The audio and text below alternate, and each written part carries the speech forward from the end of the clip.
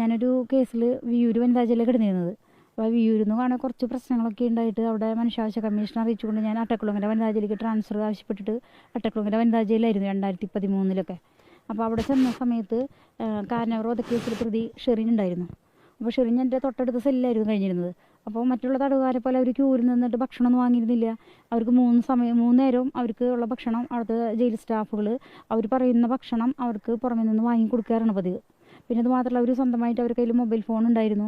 പിന്നെ ജയിലിൽ മറ്റ് ശിക്ഷാപ്രതികൾക്കുള്ള ഡ്രസ്സൊന്നല്ല അവർ ധരിച്ചിരുന്നത്, വെള്ള ഡ്രസ്സ് തന്നെയാണ് ധരിച്ചിരുന്നത്. അവർക്ക് ആവശ്യമുള്ള ഡ്രസ്സുകൾ പുറമെ നിന്ന് തയ്പ്പിച്ച് കൊണ്ടുവന്നിട്ടാണ് അവർ അവിടെ ഉപയോഗിച്ചിരുന്നത്.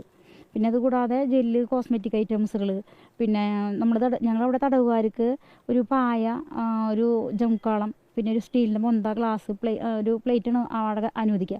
അതിലുപരി ഷെറിന് പ്രത്യേകമായിട്ട് കിടക്കുക, തലയണ, വീട്ടിൽ നിന്ന് കൊണ്ടുവരുന്ന ബെഡ്ഷീറ്റുകൾ, ഒരു വലിയ ബക്കറ്റ് നിറയെ അവൾക്കുള്ള ഡ്രസ്സുകൾ, 10,000 രൂപ കോസ്മെറ്റിക് ഐറ്റംസുകൾ, മിറർ, സൗന്ദര്യം, അങ്ങനെ ഒരുപാട് സാധനങ്ങളുണ്ടായിരുന്നു. അപ്പോൾ ഇതൊക്കെ കാണിച്ചുകൊണ്ട് ഞാൻ ആദ്യം അവിടുത്തെ സൂപ്രണ്ടിന് പരാതി കൊടുത്തു. സൂപ്രണ്ടിന് പരാതി കൊടുത്തിട്ട്